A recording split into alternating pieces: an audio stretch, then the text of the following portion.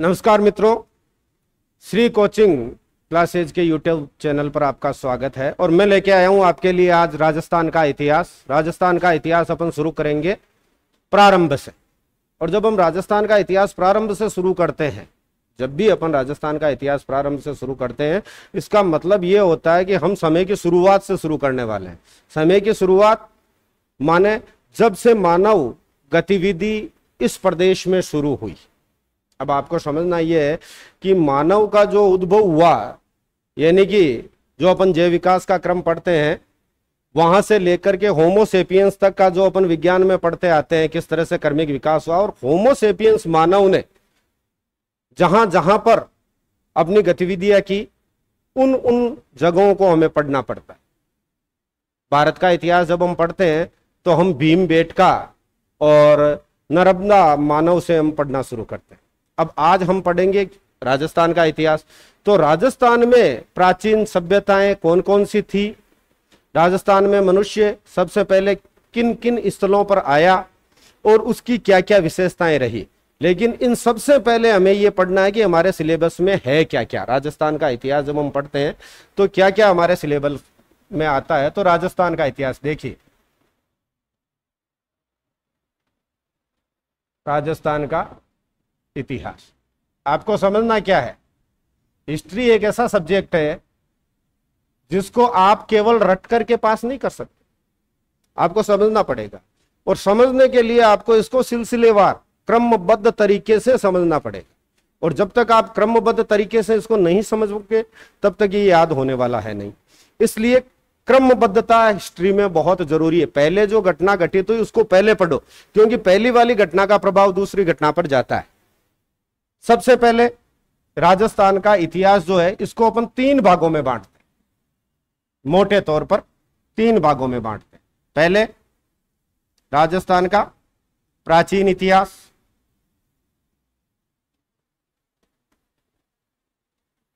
दूसरा जो होता है वो है मध्यकालीन इतिहास,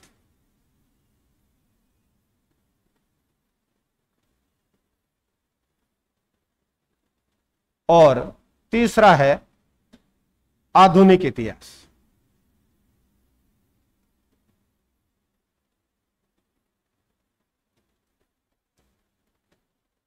तीन काल में हम इसको मोटे तौर पर विभाजित करते हैं।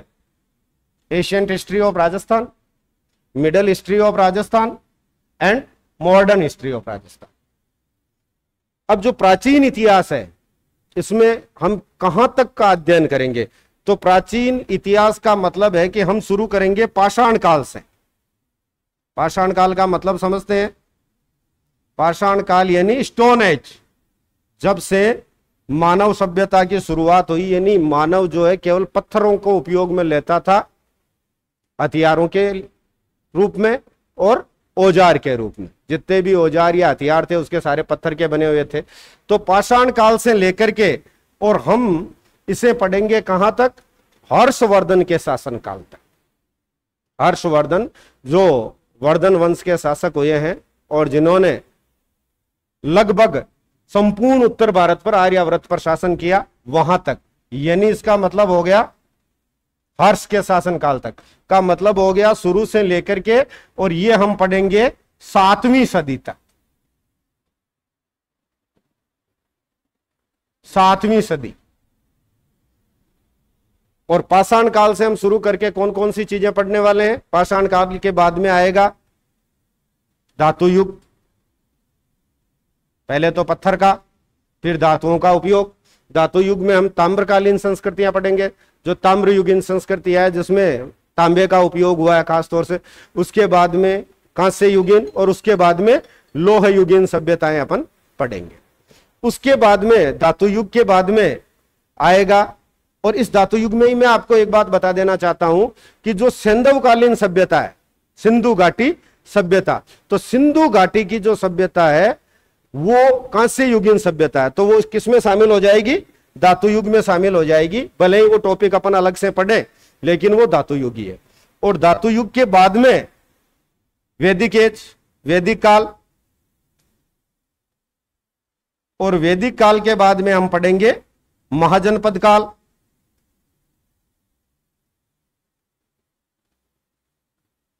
भारत में 16 महाजनपद थे, इनमें से कुछ महाजनपदों का क्षेत्र राजस्थान में भी था, इसलिए महाजनपद काल को राजस्थान के प्रपेक्ष में पढ़ेंगे, केवल राजस्थान के प्रपेक्ष में पढ़ेंगे। महाजनपद काल के बाद में अपन पढ़ेंगे मौर्य, मौर्य काल। मौर्यों के बाद गुप्त काल आता है, लेकिन मौर्योत्तर काल भी बीच में पढ़ना पड़ेगा, यानी कि उस समय कुछ विदेशी जातियों के अटैक हुए थे और उनका संबंध भी राजस्थान के इतिहास से रहा है, जैसे शक, कुषाण, हूण और इंडो यूनानी शासक जो थे, जिन्हें इंडो ग्रीकन या हिंद यूनानी या यवन या इंडो बैक्टीरियन शासक कहा जाता है, वो शासक भी जो मौर्य काल के बाद और गुप्तों से पहले थे, उनको पढ़ना पड़ेगा। तो मौर्योत्तर काल पढ़ेंगे,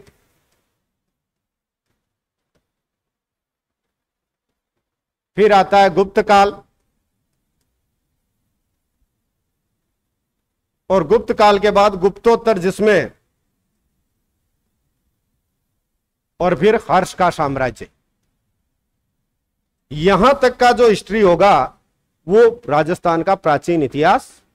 राजस्थान के प्राचीन इतिहास में मैं एक बार फिर से क्लियर कर दूं आपको, हम प्राचीन इतिहास को शुरू करेंगे स्टोन एज से, पाषाण काल से। पाषाण काल के बाद में धातु युग, धातु युग के बाद में वैदिक काल, वैदिक काल के बाद में महाजनपद काल, महाजनपद काल के बाद में मौर्य, मौर्योत्तर काल, गुप्त काल, गुप्तोत्तर काल, हर्ष तक। यहां 7वीं सदी तक का जो इतिहास है ये हम पढ़ेंगे। फिर शुरू होगा हमारा मध्यकालीन इतिहास, और मध्यकालीन इतिहास में हम कहां से शुरू करेंगे, जहां से यहां ये 7वीं सदी, देखो 7वीं सदी तक का अपन प्राचीन इतिहास पढ़ चुके हैं, तो 7वीं सदी से आगे का इतिहास जो है वो मध्यकाल आएगा। यानी कि इस काल को मध्यकालीन इतिहास जो है वो 7वीं से लेकर के मध्य 7वीं सदी, 8वीं सदी से लेकर के, और हम इसे पढ़ेंगे कहां तक, 17वीं सदी तक, 17वीं सदी तक। 17वीं सदी का मतलब यह होता है कि हम इसको पढ़ेंगे राजस्थान में मराठों के आगमन तक। मराठों का आगमन जो राजस्थान में हुआ वहां तक पढ़ेंगे, और कहां से पढ़ेंगे, राजपूतों के उदय से।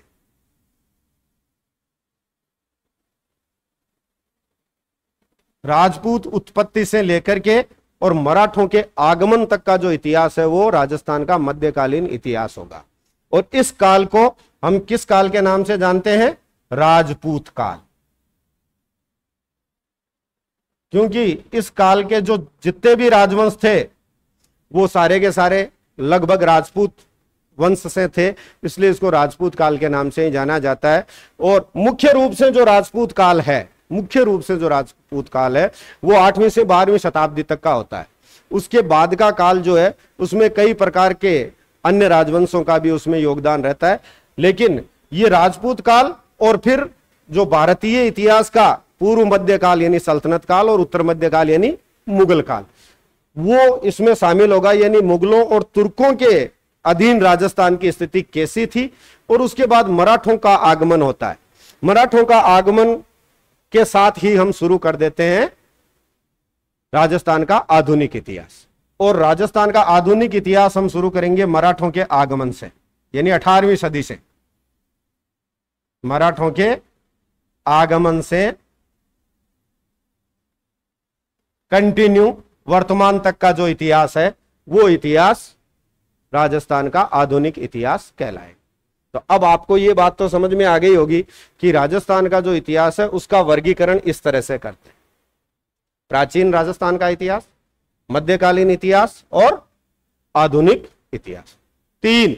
अब ये तो सीधे तौर पे जो वर्गीकरण हुआ है वो वर्गीकरण हुआ है मोटा मोटा, लेकिन इनका फिर, क्योंकि ये इतिहास है और इतिहास में इस काल को अपन और उपवर्गीकरण करके डिटेल से समझ सकते हैं। जैसे अभी पाषाण काल है तो पाषाण काल को और धातु युग को अपन अलग अलग काल खंडों में पढ़ेंगे।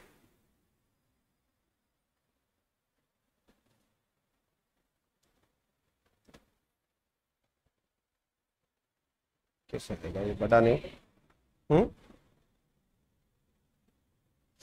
अब जैसे अपन अगर राजस्थान का प्राचीन इतिहास शुरू करें, सबसे पहले पढ़ते हैं राजस्थान का प्राचीन इतिहास।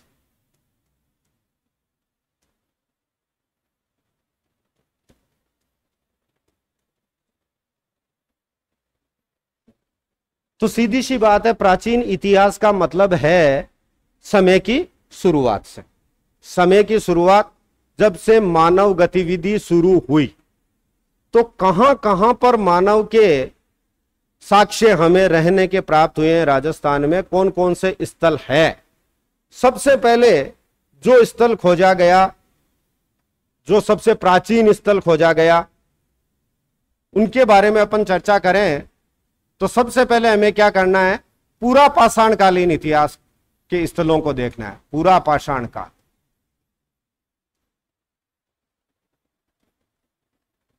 पाषाण काल को हम 3 भागों में बांटते हैं, पूरा पाषाण, मध्य पाषाण और नव पाषाण। पूरा पाषाण काल की बात जब करते हैं तो इसका मतलब यह होता है कि मानव केवल आखेटक था। क्या था? आखेटक, यानी शिकार करके और अपना पेट बढ़ता था। इसके अलावा उसके पास में जीविका का कोई दूसरा जरिया नहीं था, और वो पत्थरों के औजार उपयोग में लेता था, हथियार उपयोग में लेता था। तो ये आखेटक था, मानव आखेटक था। और इस स्थिति के पुरापाषाण काल के जो हमें स्थल मिले हैं वो कहां कहां से मिले हैं, तो इसलिए मैं यहां पर लिख देता हूं सबसे पहले राजस्थान के पुरातात्विक स्थल। राजस्थान के पुरातात्विक स्थल, इनके बारे में बहुत डिटेल से पूछा जाता है। राजस्थान राज्य की सभी प्रकार की भर्ती परीक्षाओं में यह समान रूप से उपयोगी है। ये चाहे आरएएस की परीक्षा हो, अध्यापकों की हो, पटवार की हो, ग्राम सेवक की हो, चतुर्थ श्रेणी हो, कोई सी भी भर्ती परीक्षा हो, इतिहास विषय जो है सब जगह समान रूप से उपयोगी होता है। और अगर इनको अपन डिटेल से पढ़ ले, एक बार डिटेल से सही तरीके से वर्गीकरण करके, तो किसी प्रकार का कंफ्यूजन नहीं रहता है। नहीं तो क्या होता है कि पढ़ तो लेते हैं, याद भी कर लेते हैं, लेकिन जब क्वेश्चन पेपर आता है तो हम कंफ्यूज हो जाते हैं, क्योंकि हमने डिटेल से नहीं पढ़ रखा होता है। इतिहास में सबसे बड़ी समस्या यही होती है, तो इसको हमेशा डिटेल से पढ़े। पूरा पाषाण काल के स्थल राजस्थान में जो मिले हैं वो कौन कौन से? पहला जो स्थल है वो है डीडवाना, और ये सबसे प्राचीन स्थल। राजस्थान में मानव के जो प्राचीनतम साक्ष्य मिले हैं मानव सभ्यता के, वो कहां से मिले हैं? वो डीडवाना से मिले हैं। सबसे प्राचीन।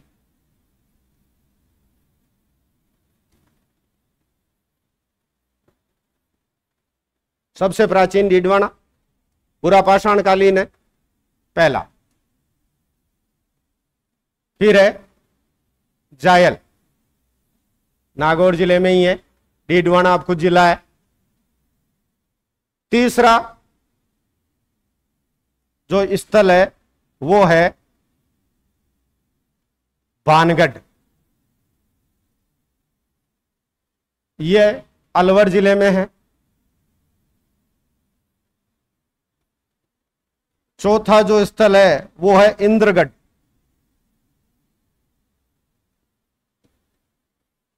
और ये बूंदी जिले में है। इंद्रगढ़ जो है वो बूंदी जिले में है। पांचवा स्थल जो है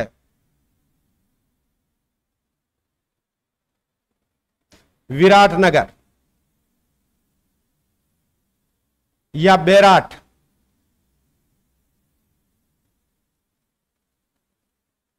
जयपुर जिले में। और छठा स्थल है दर,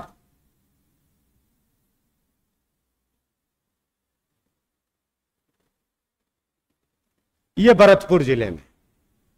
राजस्थान में पूरा पाषाण कालीन स्थल, यानी मानव के पास में केवल पत्थरों के औजार थे, वो आग से परिचित जरूर हो गया था पाषाण काल में, बाकी उसके पास में दूसरे किसी भी प्रकार के हथियार नहीं थे। तो वो स्थल ये है। अब यहां पर अगर कभी प्रश्न आ जाए निम्न में से कौन सा राजस्थान का पुरातात्विक स्थल है जो पूरा पाषाण कालीन है, तो ज्यादा परेशानी नहीं होगी, सीधे सीधे इन 6 स्थलों को याद कर लो। ठीक है, एक हमेशा ध्यान रखना कि जो पूरा पाषाण कालीन स्थल है वो मध्य पाषाण कालीन भी हो सकता है, और जो पूरा पाषाण कालीन स्थल है वो धातु युग में भी जिंदा रह सकता है, कोई जरूरी नहीं है। तो कुछ स्थल ऐसे आएंगे जहां पर सभ्यताएं लगातार चली है, कंटिन्यू चली है। तो ये जो 6 स्थल है ये पूरा पाषाण काल के स्थल है, और यहां पर डीडवाना में सबसे प्राचीन साक्ष्य मिले हैं। कैसे? जैसे कि तमिलनाडु के पल्लवरम में मिले हैं, पेबुल संस्कृति के। ये जो पत्थर होते हैं इनको पेबुल्स बोलते हैं। तो पेबुल्स कहां मिले? तमिलनाडु में। और उस काल की संस्कृति जो राजस्थान में पाई गई वो कहां पर मिली है? प्रॉपर डीडवाना में मिली। ठीक है, इसके बाद में दूसरा जो काल है वो मध्य पाषाण काल आएगा।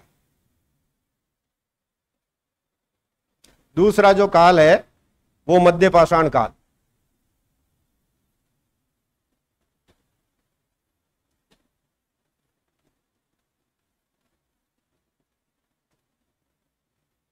अब जो मध्य पाषाण कालीन स्थल है इसमें क्या था? मानव आंखें टक से पशुपालक हो गया। क्या हो गया? पशुपालक हो गया। ये पशुपालन करने लग गया था, पशुओं को पालतू बनाने लग गया था। पहले केवल आखेट करता था और अब वो खुद पशुपालन करने लग गया। इनमें जो पहला स्थल है बहुत महत्वपूर्ण स्थल, इससे संबंधित हर भर्ती परीक्षा में कई बार प्रश्न पूछे गए हैं, और ये जगह है बागोर। बागोर है भीलवाड़ा जिले में। भीलवाड़ा जिले में, इसके बारे में अपन डिटेल से आगे चर्चा करेंगे जब संस्कृतियों को पढ़ेंगे। कोठारी नदी के तट पर स्थित यह पुरातात्विक स्थल मध्य पाषाण कालीन स्थल, और यहां से पशुपालन के साक्ष्य भी प्राप्त हुए हैं बागोर भीलवाड़ा से। दूसरा स्थल है तिलवाड़ा।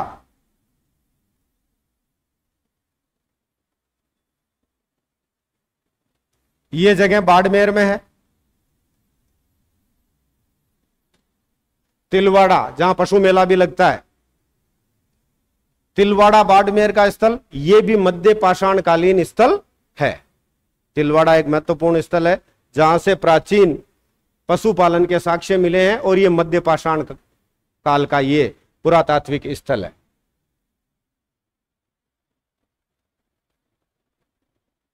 और तीसरा जो स्थल है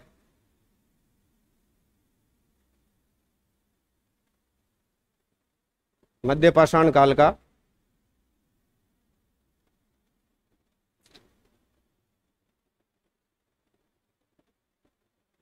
वो विराटनगरी। यहां से भी मिला है साक्ष्य, ये जयपुर में। ये 3 पुरातात्विक स्थल है जो कि यहां से मिले हैं।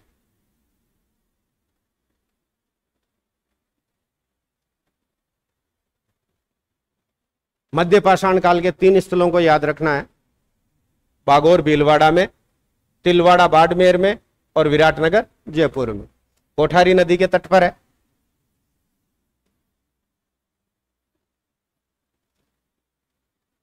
लूनी का तट है, और ये बाणगंगा नदी।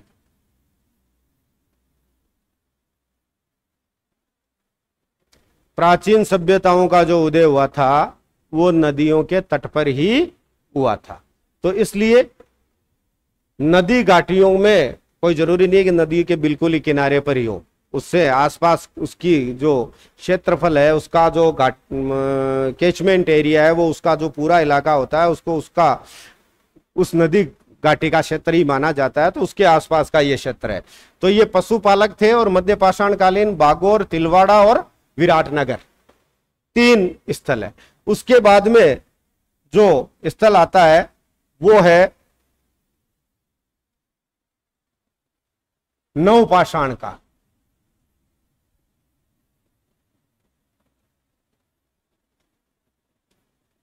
देखो, नवपाषाण कालीन स्थलों में ये काल की एक महत्वपूर्ण उपलब्धि यह थी कि मनुष्य ने पहिए का आविष्कार कर लिया था।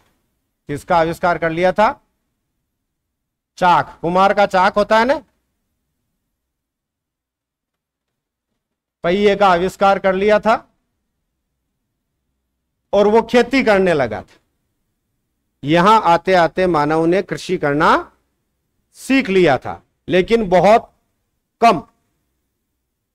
पहिए का आविष्कार, चाक या पहिया, इसका आविष्कार हो गया था।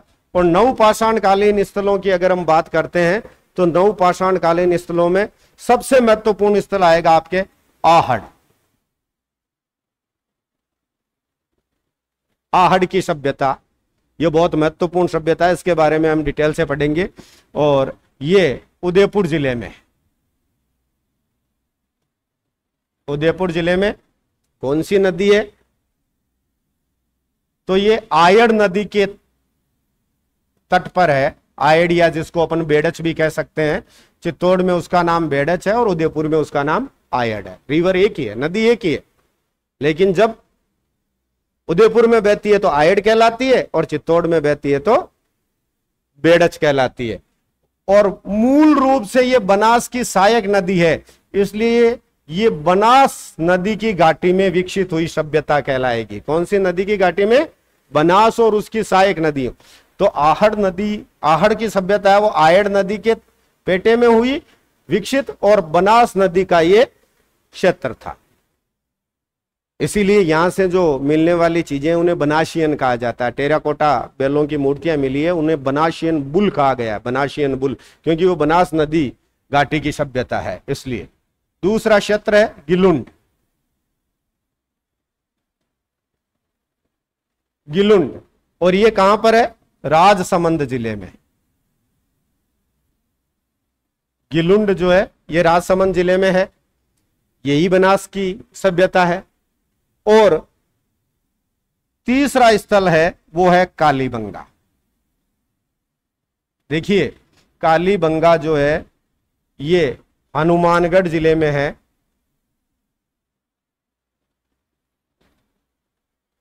और कौन सी नदी का तट है? घग्गर नदी का तट। घग्गर नदी के तट पर विकसित हुई यह सभ्यता कालीबंगा सभ्यता है। ध्यान रखने वाली बात क्या है? कालीबंगा जो है ये इंडस वैली सिविलाइजेशन का एक सेटलमेंट है। इंडस वैली सिविलाइजेशन यानी कि सिंधु घाटी की जो सभ्यता है उस सभ्यता का एक स्थल है। जैसे मोहनजोदड़ो है, जैसे हड़प्पा है, जैसे चानूदड़ो है, कोट दीजी है, वैसे राजस्थान में रंग महल और कालीबंगन, कालीबंगन कहे या कालीबंगा, ये 2 स्थल जो है वो हड़प्पा या सिंधु सभ्यता का स्थल है। लेकिन इसका मतलब यह नहीं है कि पहले यहां सभ्यता नहीं थी। कालीबंगा से पूर्व हड़प्पाकालीन और उत्तर हड़प्पाकालीन यानी कि सिंधु घाटी सभ्यता का जो चरमोत्कर्ष काल था, जिस समय वो अपनी परिपक्व अवस्था में थी, उस काल का साक्ष्य तो हमें कालीबंगा में मिलता ही है और खेती के साक्ष्य भी हमें मिलते हैं। लेकिन उससे पूर्व संस्कृति के साक्ष्य भी यहां मिलते हैं और उसकी अनुवर्ती जो संस्कृतियां विकसित हुई उत्तर हड़प्पाकालीन जिन्हें कहते हैं अपन, उसके साक्ष्य भी यहां कालीबंगा से मिलते हैं। तो आहड़, गिलुंड और कालीबंगा ये 3 जो पुरातात्विक स्थल है, इनका संबंध किससे है? नवपाषाण, नवपाषाण कालीन सभ्यता हो गई। तो हमने पढ़ा पुरापाषाण काल, पाषाण, मध्य पाषाण काल और नवपाषाण काल। और ये जितने भी अब तक मैंने पुरातात्विक स्थल बताए हैं ये सारे पाषाण कालीन है, ये सारे के सारे पाषाण कालीन है। इनमें से कोई थोड़ा ज्यादा पुराना है और कोई बाद का, इसलिए इनका वर्गीकरण कर दिया मध्य, नव और पूरा पाषाण काल में। तो ये हो गया नव पाषाण काल। इसके बाद का काल जो आता है, नव पाषाण काल के बाद का काल आता है, वो डाउट अगर किसी को वो पूछ सकता है जी।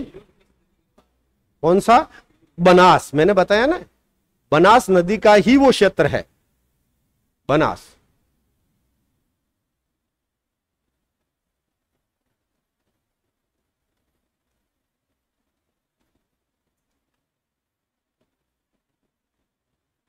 अब देखो अगला ताम्र पाषाण काल।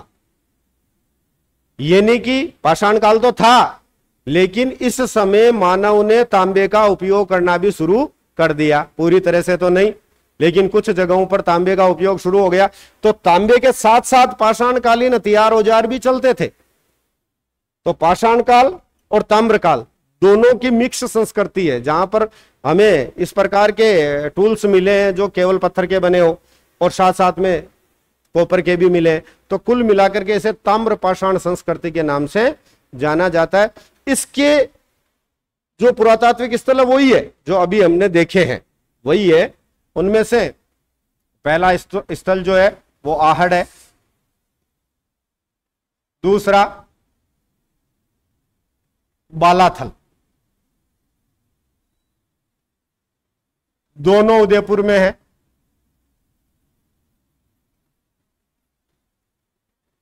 तीसरा गिलुंड राजसमंद में है,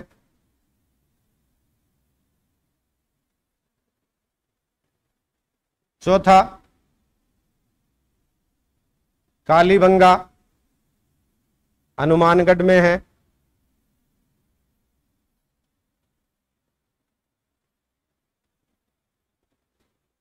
आहड़, बालाथल, गिलुंड, कालीबंगा, बालाथल और इनके अलावा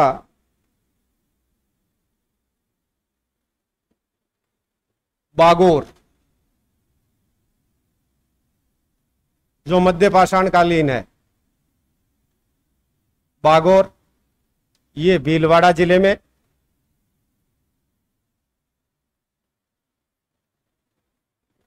तिलवाड़ा ये बाड़मेर जिले में, और विराटनगर या बैराट ये जयपुर जिले में।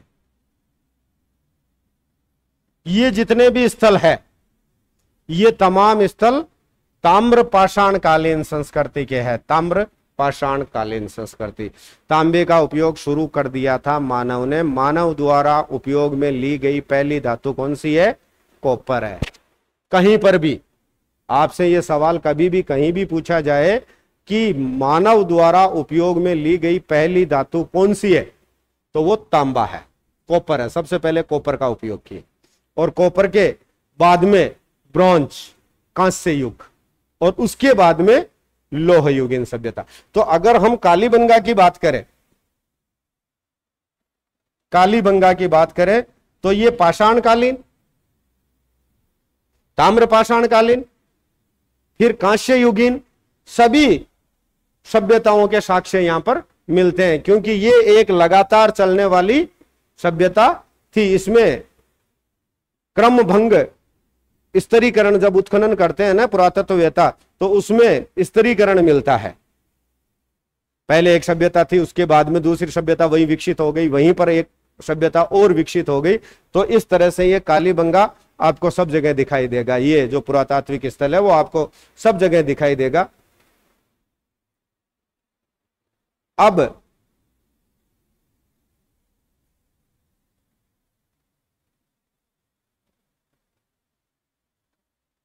सबसे महत्वपूर्ण ताम्रयुगीन सभ्यता,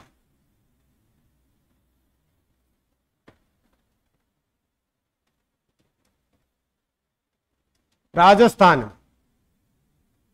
राजस्थान की जो ताम्रयुगीन सभ्यताएं हैं वो कौन कौन सी है? सबसे पहले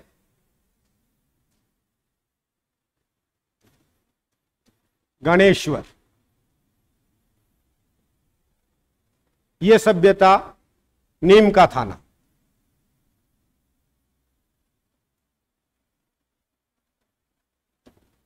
सीकर,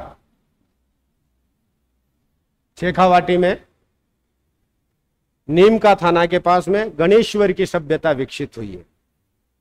कांतली नदी है, शेखावाटी की जो नदी है, कांतली नदी की घाटियों में यह सभ्यता विकसित हुई। इसे भारतीय ताम्रयुगीन सभ्यताओं की जननी कहा जाता है।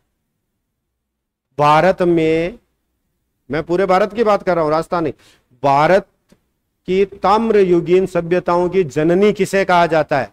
तो आपका उत्तर होगा गणेश्वर। अच्छा, खेतड़ी, सिंगाना पास में ही है, झुंझुनू जिले में है। आज भी वहां से तांबा निकाला जाता है। तो वहां पर भारी मात्रा में तांबा उपलब्ध था। और यहां की विशेषता यह रही कि यहां के जो बर्तन मिले हैं कॉपर के, तांबे के, 99% शुद्ध तांबा है उसमें। और इसीलिए इसको भारतीय ताम्रयुगीन सभ्यताओं की जननी कहा जाता है। अगर हम बात करें सिंधु घाटी सभ्यता के काल की, तो सिंधु घाटी सभ्यता को आर्कियोलॉजिस्ट जो है, पुरातत्व वेता जो है, उन्होंने ये अनुमान लगाया है कि हड़प्पा को और मोहनजोदड़ो को कॉपर सप्लाई होता था यहां से, वो आयात करते थे, यहां से आयात करते थे, ऐसे पुरातत्ववेता मानते हैं। साक्ष्यों के आधार पर जो वहां पर एविडेंस मिले हैं, जो कॉपर के टूल्स मिले हैं या जो भी पॉट मिले हैं, उनको देख करके उनका जो रासायनिक संरचना जो होती है, कॉपर की, लोहे की, सबकी अपनी रासायनिक संरचना होती है, और हर खान में निकलने वाला जो खनिज होता है उसकी अलग अलग रासायनिक संरचना होती है। तो ओमान का कॉपर भी मिला है, तो खेतड़ी का कॉपर भी मिला है हड़प्पा कालीन स्थलों से।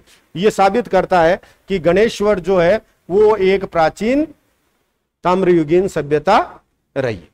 ठीक है, तो सबसे महत्वपूर्ण है गणेश्वर। दूसरा है बेणेश्वर।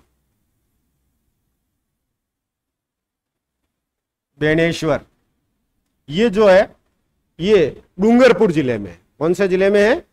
डूंगरपुर जिले में है बेणेश्वर, जहां पर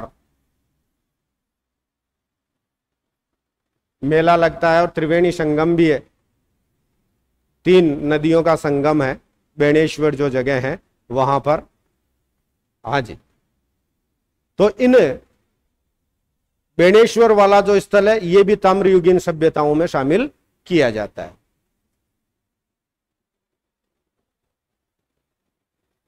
नंदलालपुरा,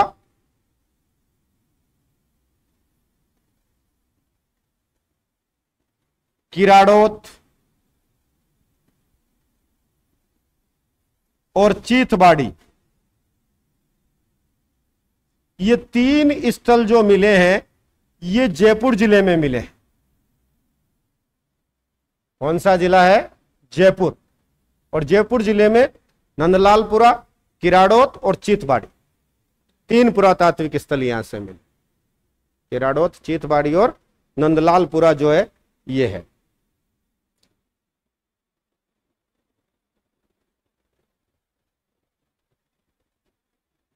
बूढ़ा पुष्कर,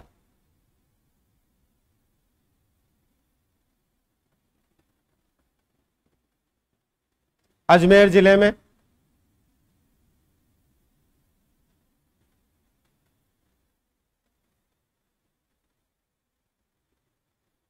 साबणिया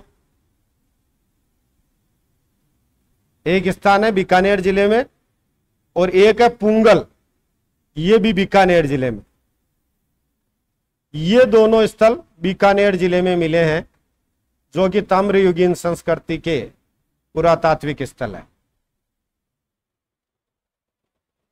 बूढ़ा पुष्कर, साबणिया, पुंगल। बूढ़ा पुष्कर अजमेर जिले में, पुंगल और साबणिया बीकानेर जिले में। इसके अलावा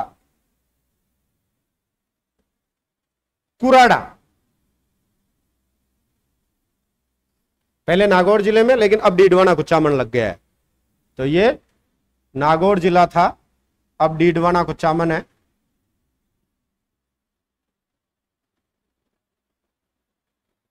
कुराड़ा गांव से ताम्रयुगीन सभ्यता के अवशेष मिले। यह प्रश्न पूछा भी जा चुका है और आगे भी इसकी पूछे जाने की पूरी संभावना है।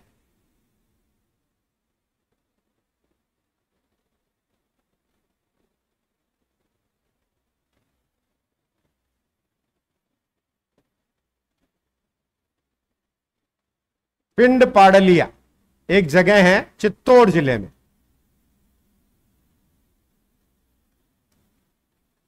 ताम्रयुगीन सभ्यता के साक्ष्य यहां पर भी मिले हैं।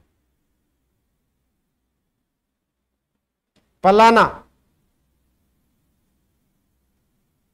जालोर जिले में, ध्यान रहे पलाना बीकानेर में भी है, कोयले की खानों के लिए प्रसिद्ध है। राजस्थान में लिग्नाइट किस्म का कोयला जो निकाला जाता है, एक बहुत ही प्रसिद्ध खदान है पलाना खदान, लेकिन वो बीकानेर जिले में है। और यहां पर जो हम ताम्रयुगीन सभ्यता का एक स्थल मिला है पलाना, ये बीकानेर में नहीं, कौन से जिले में है? जालोर जिले में है। इसका विशेष ध्यान रखना है।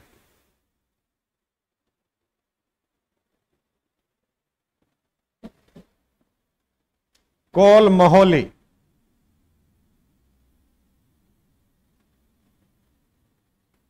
ये सवाई माधोपुर जिले में है।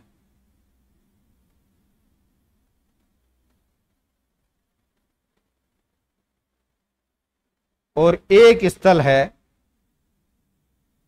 मल्ला, ये भरतपुर जिले में।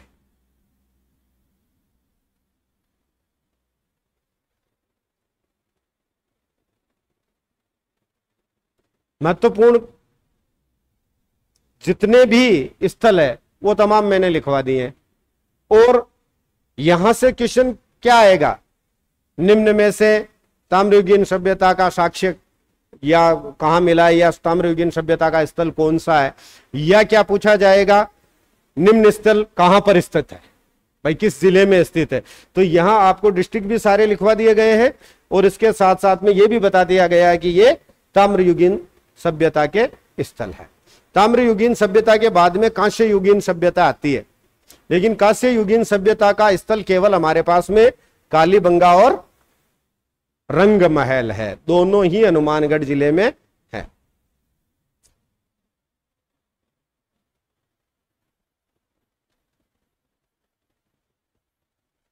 कांस्य युगीन,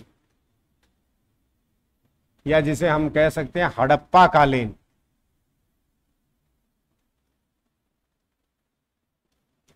स्थल, तो ये दो है, कांस्य युगीन या हड़प्पा कालीन स्थलों की बात करें हम तो ये दो ही है। पहला कालीबंगा, जिसके बारे में अभी अपन ने चर्चा की थी, यहां दोहरे जुते हुए खेतों के प्रमाण मिले हैं। हड़प्पा कालीन दोहरे जुते हुए खेत, दुनिया में खेती का जो प्राचीनतम साक्ष्य मिला है वो पाकिस्तान के मेहरगढ़ से मिला है। खेती का जो प्राचीनतम साक्ष्य मिला है पाकिस्तान के मेहरगढ़ में मिला है। लेकिन जब हम सिंधु घाटी सभ्यता के स्थल की बात करते हैं तो सैंधव स्थलों में जो खेती का साक्ष्य मिला है वो कालीबंगा से मिला है। और कालीबंगा में जुते हुए खेत, हल से जुते हुए खेत मिले हैं, और वो भी दोहरे जुते हुए खेत मिले। का मतलब ये होता है कि वो दो फसलें एक साथ लेते थे, इस प्रकार का साक्ष्य मिला। और दूसरा स्थल मिला है रंग महल, और ये दोनों ही स्थल जो है ये हनुमानगढ़ जिले में,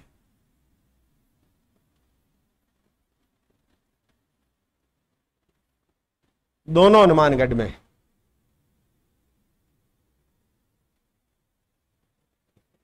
कालीबंगा के बारे में एक अलग से अपने को टॉपिक लेकर के चैप्टर पढ़ना पड़ेगा, इसकी खोज किसने की, उत्खनन किसने किया, कौन कौन सी चीजें यहां पर मिली है। केवल मैं अभी पुरातात्विक स्थलों के नाम का ज्ञान करवा रहा हूं आपको, इसके अलावा कालीबंगा और रंग महल को अपने को डिटेल से आगे पढ़ना पड़ेगा। और अब तीसरा जो धातु युग में ताम्र कांस्य, और उसके बाद तीसरा जो धातु है वो कौन सा है? लोह युगीन स्थल कौन कौन से?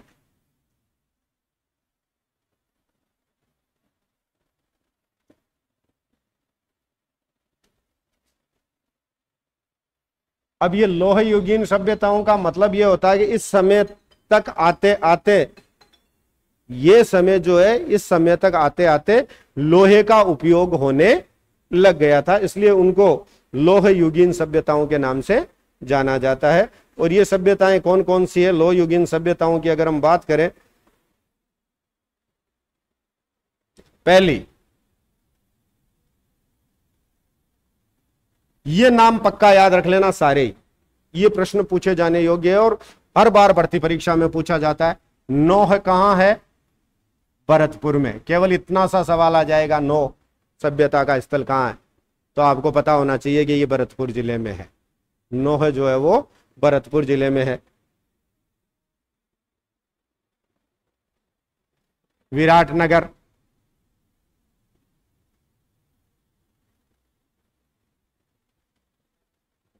जोधपुरा,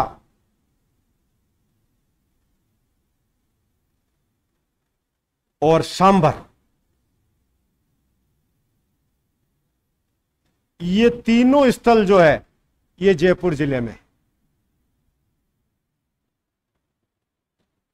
कौन कौन से? विराटनगर, जोधपुरा, सांभर। जब जोधपुरा की बात करते हैं ध्यान रहे, एक तो है जोधपुर,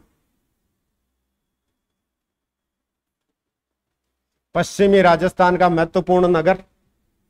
जोधपुर राजस्थान का दूसरा सबसे बड़ा नगर, सूर्य नगरी के नाम से जाना जाता है। दूसरा जोधपुरा,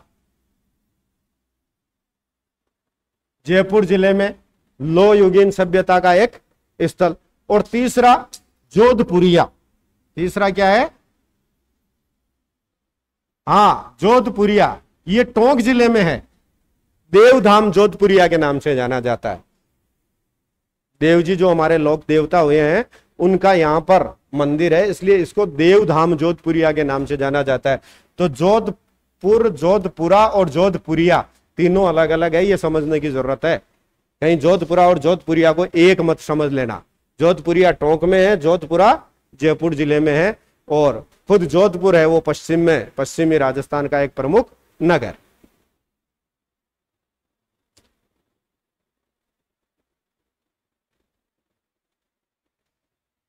सुनारी, पांचवा प्रमुख स्थल, ये झुंझुनू जिले में। झुंझुनू जिले में सुनारी। फिर रेड,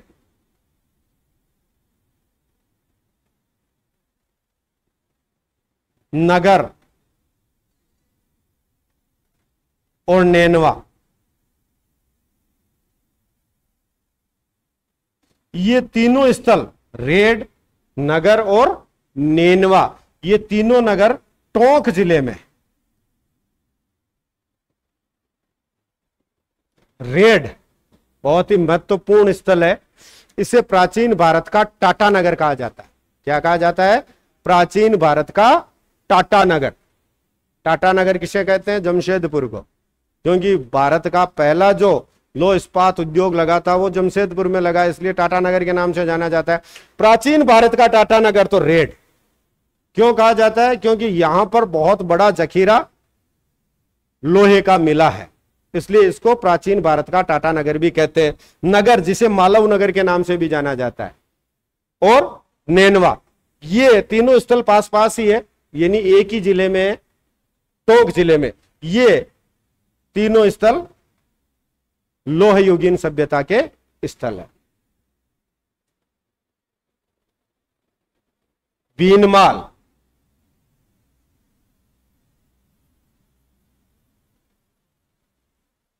जालौर जिले में है।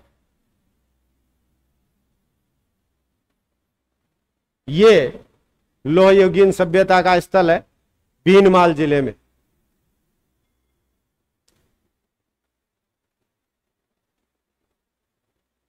नगरी,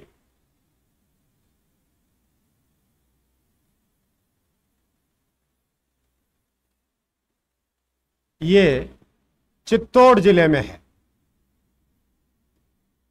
नगरी, या जिसे मध्यमिका कहा जाता है, शिवी जनपद की राजधानी हुआ करती थी। जब अपन जनपद काल को पढ़ेंगे तब ये उल्लेख आएगा नगरी का।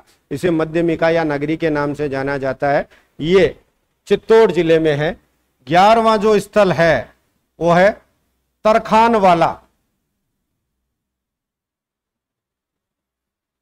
और 12वां स्थल है चक 84।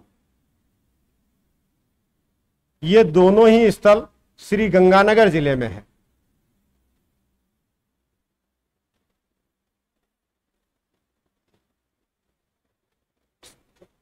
चक 84 ये नाम दिया हुआ है, नया नाम है। जो इंदिरा गांधी कमांड क्षेत्र के जो बस्तियां जो बसाई गई है, जो सेटलमेंट किया गया है गवर्नमेंट की तरफ से, नहर वाला इलाका है, वहां पर गांव बसाए गए हैं नहरी कमांड में, और उन गांवों का नाम इसी प्रकार से है चक 84, चक 85, चक 86, चक 87।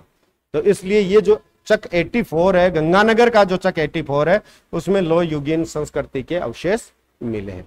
तो अब हमने अब तक पुरातात्विक स्थल जो पढ़े वो कौन कौन से पढ़े? पुरापाषाण कालीन स्थल, मध्य पाषाण कालीन स्थल, नवपाषाण कालीन स्थल, पुरापाषाण, मध्य पाषाण, नवपाषाण, उसके बाद में ताम्रपाषाण, फिर ताम्रयुगीन, कांस्य युगीन और लोह युगीन। यानी लोह युगीन सभ्यता तक के हमने तमाम स्थल जो है वो पढ़ लिए। यानी पढ़ लिए का मतलब उनके नाम पढ़ लिए हैं कि ये जगह यहां पर है और इस काल से संबंधित है। इनकी डिटेल से हमने पढ़ाई नहीं की है कि इसकी कौन से की क्या विशेषता है। तो अब हम नेक्स्ट पीरियड में इनकी एक एक की डिटेल से चर्चा करेंगे। ज्यादा समय हालांकि नहीं लगेगा, लेकिन किसके बारे में को जैसे एक दो के मैंने आपको बताया, रेड को टाटानगर कहा जाता है, जैसे जैसे अभी गणेश्वर सभ्यता को भारत में ताम्रयुगीन सभ्यताओं की जननी कहा जाता है। इस प्रकार के क्वेश्चन भी उठाए जाते हैं। तो कौन सी नदी के तट पर, इसकी क्या विशेषता, कौन सा साक्ष्य मिला, इनके बारे में अपन अगले पीरियड में चर्चा करें।